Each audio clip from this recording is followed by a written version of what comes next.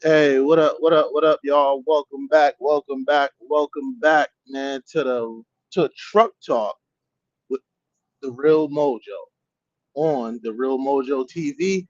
I'm your host, the Real Mojo. What's going on, y'all? We had some great NFL games. We had some super performances.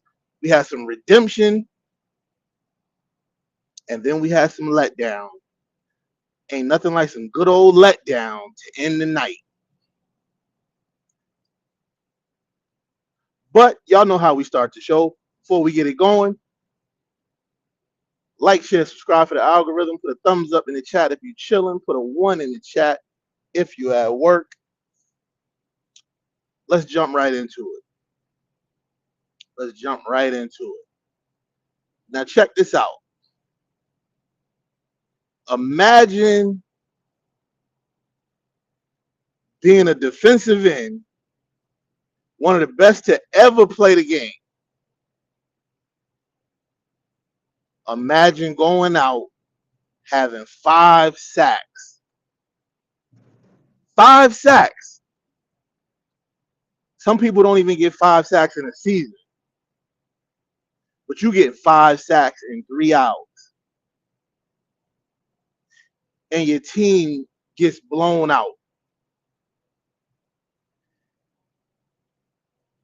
This is what Myles Garrett is dealing with. Now, two things. One, I don't feel bad for Myles Garrett because Myles Garrett does not have to be on the Cleveland Browns roster right now. He's letting his career go to waste. Not even 30 years old. With a coach who's telling you he don't give a damn about the team. He's keeping a player that could possibly help you win games off the field for selfish reasons or some type of agenda. And two, I don't give a damn because I'm a Steelers fan and Myles Garrett plays for Cleveland. So I don't care in that regard. But anyway, let's get to it. Cleveland Browns played the New England Patriots, who's having an amazing season, might I add. Shout out to the New England Patriots. Shout out to Mike Vrabel, Robert Kraft for being the best owner in the league, bringing Josh McDaniels back on multiple occasions because Josh McDaniels, he knows for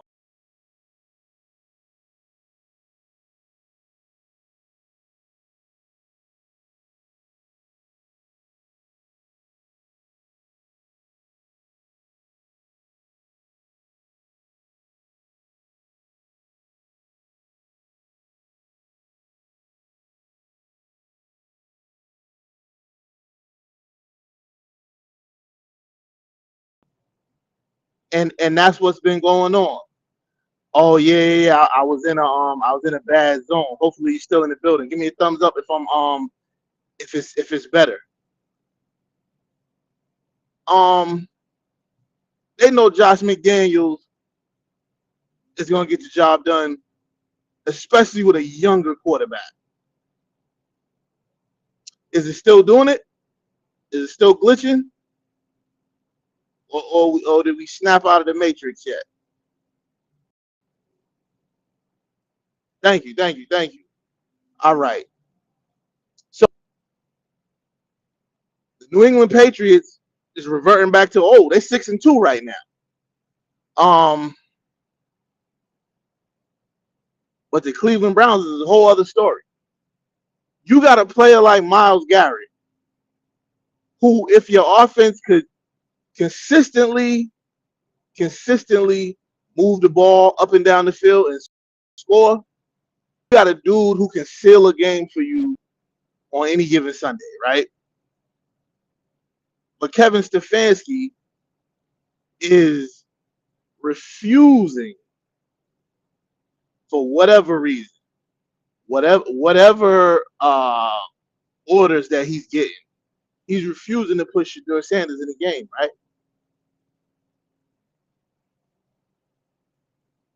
and the offense is stagnant. The offense is high school with a high school sized kid back there running the offense.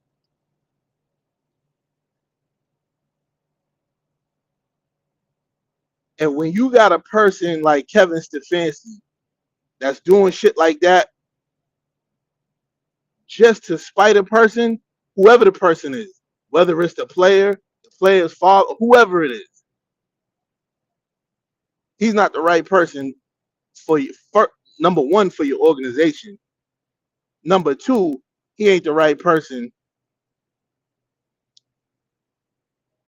for the NFL league, for the NFL brand, because he's clearly emotional. He works off emotion, and he lets agendas affect how he does his job. So it's a bye week. If I'm Browns ownership, which they probably won't, Sunday would have been Kevin Stefanski's last paycheck outside of a severance. You get what I'm saying? But and they look horrible. They look horrible. Like the Cleveland Browns look horrible. And the fact that he's still playing this game is, indicative of how the season's gonna go. Because it's not affecting. See, he thinks it's affecting Shedeur Sanders, but it's not. The only one that's looking bad is Kevin Stefanski.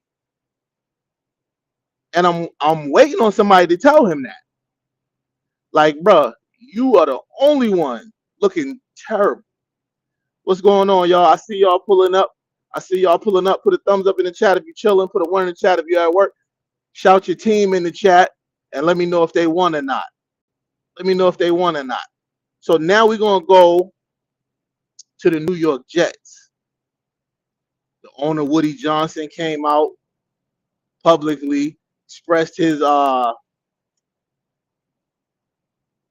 disappointment, we'll say, in Justin Fields, and rightfully so. Justin Fields is playing like shit. Like, we got to be real. Justin Fields was playing terrible football. He was playing terrible football. He's a bit too complacent. He's a bit too A-okay with losing. But Sunday, he got what he needed. He got exactly what he needed Sunday.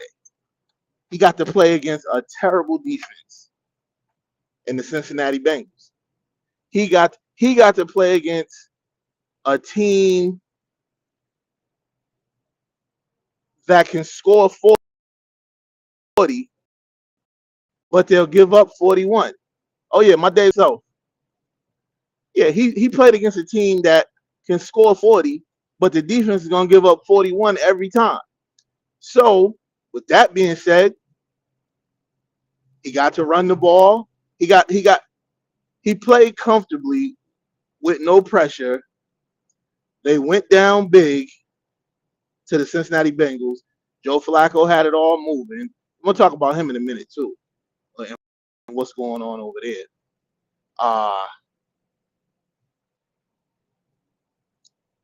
They got up big, and then the Cincinnati Bengals defense did their thing.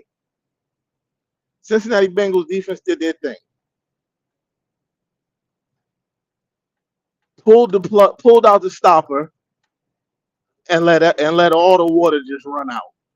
Because they let the Jets come back on them to the point where they let a running back throw a touchdown, throw a game-winning touchdown, which is nuts to me. Absolutely nuts. The Cincinnati Bengals got two $30 million receivers, right? And this is where I wanted to go with Joe Flacco. They got Jamar Chase, obviously. Probably the best receiver in the game.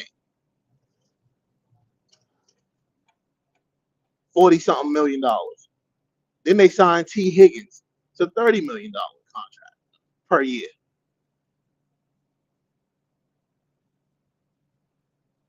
So if you got two guys making over $30 million a year, why is only one getting the ball?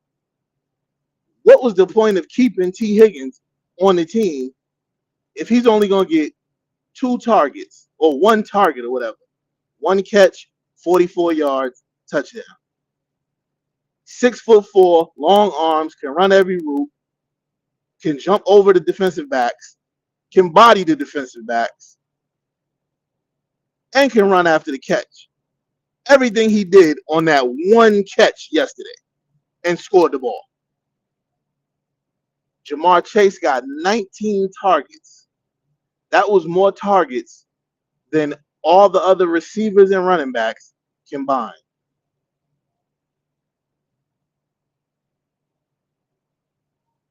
So you mean to tell me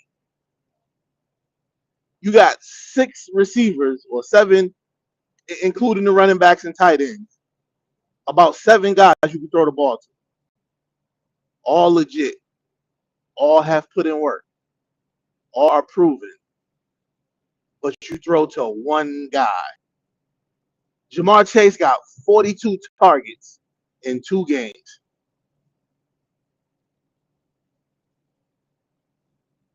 That is the nuttiest thing I have ever seen in life. I can see if your team is a juggernaut and it's the last 3 games of the season and he needs so many catches and yards or whatever to break a record or to catch the guy in front of him for some other. It's game 7. So between game 6 and 7, you throw him the ball 42 times. Mind you, your team's not good. Mind you, you don't got room for error. Mind you, you damn near got to be perfect to win a game because your defense is so terrible.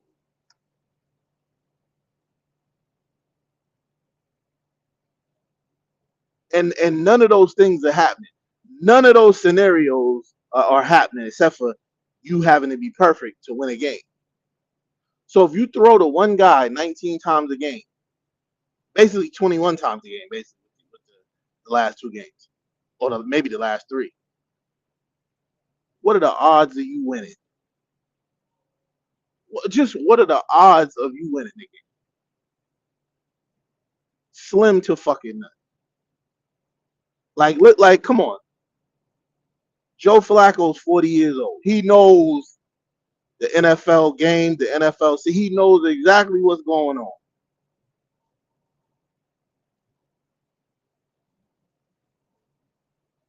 But he got that rush. He got that feeling. That dopamine running through his veins where, look what I just did last week. Look what we just did. Then we did it to the Steelers, who's absolute garbage. The Steelers absolute garbage. What a segue. Aaron Rodgers playing against Green Bay for the first time since he's left Green Bay after being there for 18 years.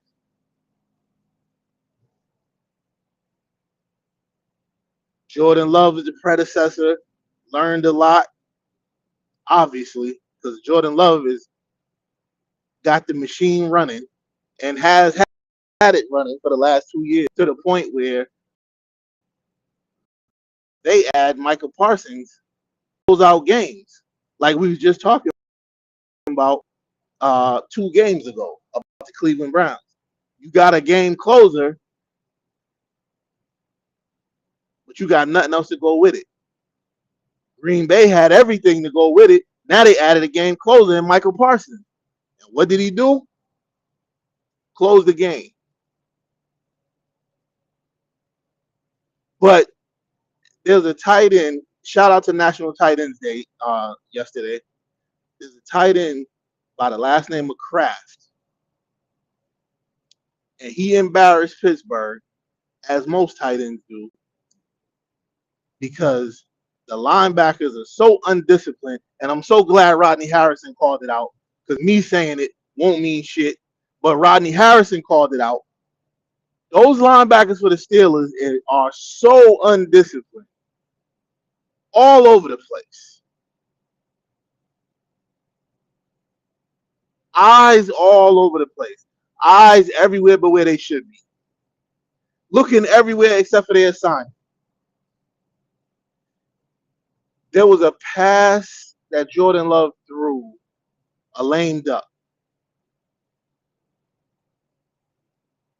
He threw the pass. He just lobbed it up.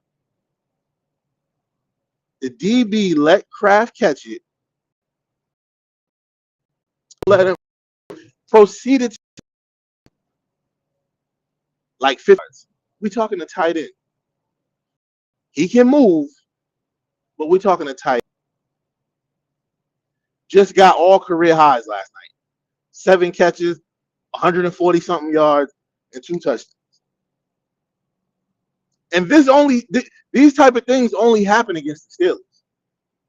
Jamar Chase, career high 2 weeks ago on the Steelers. 16 catches, 160 something. Like, this shit is so embarrassing. Y'all think because I'm a Steelers fan, I'm not going to say what it is. Mike Tomlin got to go.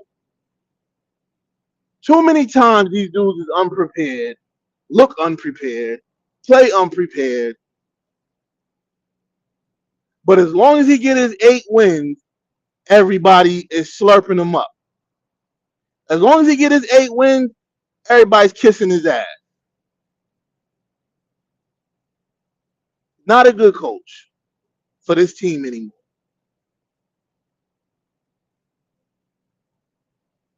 Antonio Brown was on live. That wasn't cool. Najee Harris was on live last year. And guess who was in the live with him? Who jumped in the live with him? Mike Tomlin. So stop picking and choosing. Because that's what you're doing. You picking and choosing. Antonio Brown is miles and miles and light years better than Najee Harris. Will ever be. Antonio Brown had a Hall of Fame career. Don't know if they're going to put him in because of off the field shit. But Najee Harris will not be in the Hall of Fame. I can say that with all certainty. But back to the embarrassment last night. Stadium full of jerseys. Aaron Rodgers jerseys. Green Bay Steelers jerseys. The game plan wasn't like, I seen Michael Parsons all over the field. I personally seen Michael Parsons get double teamed and chipped 4 times. 4 times. We talking Michael Parsons. Got double teamed and chipped that I saw. I could have missed some because I'm watching the game because I'm a Steelers fan. I don't really care about Michael Parsons. But there's a couple times where I'm just like, how is he just standing there as soon as the ball snapped? Did he snap his fingers and teleport there? Oh, they just let him run free. My bad. They just let him run free. My bad. Michael Parsons let him run free. Last play of the game, Aaron Rodgers seen him, and he just went into a sack. Like, come on, dog. Like, are y'all kidding me, bro? So I'm a Mike Tomlin supporter or whatever, but I'm also tell the truth and be objective every time. It's time for Mike Tomlin to go. It's time for the Steelers system to go. 3-4 defense, that shit ain't working, bro. Shit don't work. Getting ran all over. Like that last Josh Jacobs touchdown. Like, come on, dog. Like, what? What are we doing, bro?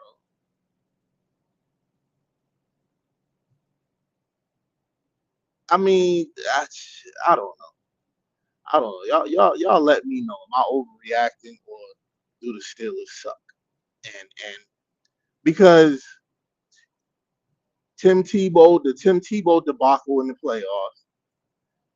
The last 3 or 4 times they've been to the playoffs, just getting their ass whooped every time. But he was 8-8, and that's all people love. People really care about that 8-8 shit. That 8-8 shit don't mean nothing to a Steelers fan.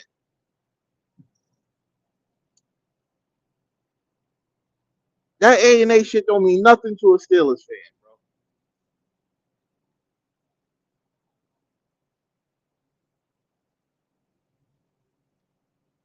I don't know. Cam Ward was upset because his coach wouldn't go for it on 4th down. And then the very next play, Jonathan Taylor scored. Coach, Cam, you said it yourself. Y'all are ass. Mainly, yes. You said it yourself. So why would you think the coach should have any type of faith in y'all?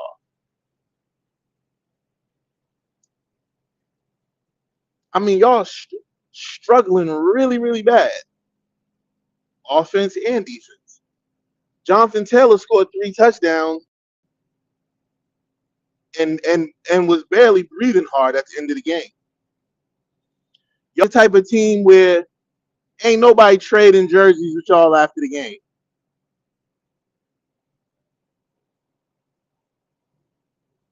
Jeffrey Simmons. But I'm pretty sure I seen him on the sideline in plain clothes yesterday. I'm pretty sure he's ready to get the fuck out of there. I'm pretty sure. I'm pretty sure.